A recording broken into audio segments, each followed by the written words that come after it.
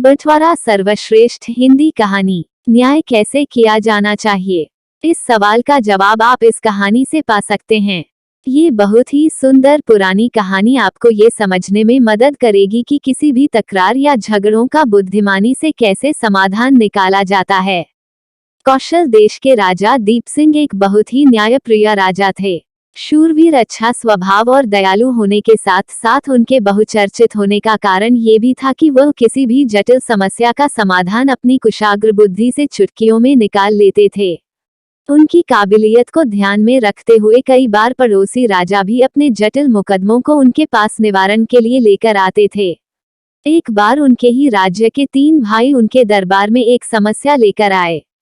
दीप सिंह ने उन्हें उनकी समस्या पूछी। तीनों भाइयों में से बड़े भाई ने अपनी समस्या का वर्णन करना शुरू किया। उसने कहा कि हमारे पिताजी कुछ ही दिनों पहले स्वर्गवासी हुए हैं और जाते जाते उन्होंने एक वसीयत बनाई है और वो वसीयत ही हमारे समस्या का कारण बन चुकी है। उसने आगे कहा कि पिताजी ने उनकी 19 घोड़ियों को हम तीनों भाई में बंटवारा किया है। वसीयत में उन्होंने लिखा है कि बड़े भाई को आधी घोड़ियां, मझले को चौथाई और सबसे छोटे को 5वां हिस्सा मिले।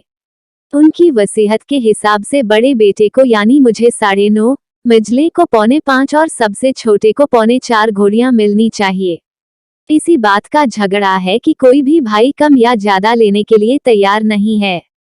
अब आप ही बताएं, घोड़ियां कोई जमीन का टुकड़ा या निर्जीव वस्तु तो है नहीं कि काट के ले ली जाए। दरबार में हाजिर सभी के साथ दीप सिंह भी इस अजीब सी समस्या को सुनकर गहरी सोच में पड़ गए। उन्होंने काफी मनोमंथन किया लेकिन किसी तरह उन्हें इस समस्या का उपाय नहीं मिल रहा था। काफी देर तक कोई भी निर्णय वह नहीं ले पाए, इसलिए आखिरकार उन्होंने सभी दरबारियों को संबोधित करते हुए कहा कि उन्हें एक दिन का समय दिया जाए। अगले दिन वह जरूर इस समस्या का कोई समाधान लेकर आएंगे। सभी लोग आश्चर्यचकित थे कि इतने होशियार और कुशाग्र बुद्धि वाले दीप सिंह भी इस समस्या का समाधान नहीं निकाल पाए।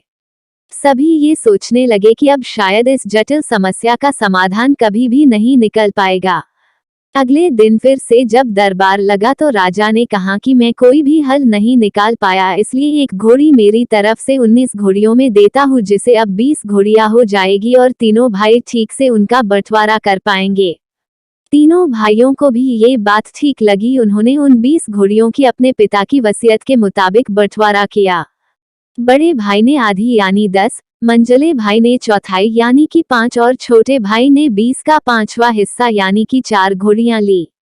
सभी भाइयों ने अपने हिस्से की घोड़ियां के लिए, फिर भी एक घोड़ी बच गई जिसे उन्होंने राजा को वापस लौटा दी। राजा दीप सिंह ने एक बार फिर अपनी चतुराई से विकट समस्या को सुलझा दिया। राज्य की सभी प्रजा को अपने राजा की समझदारी और बुद्धिमानी पर गर्व हुआ। यदि ये कहानी आपको पसंद आई हो तो अपने दोस्तों और अन्य लोगों के साथ शेयर जरूर करिएगा।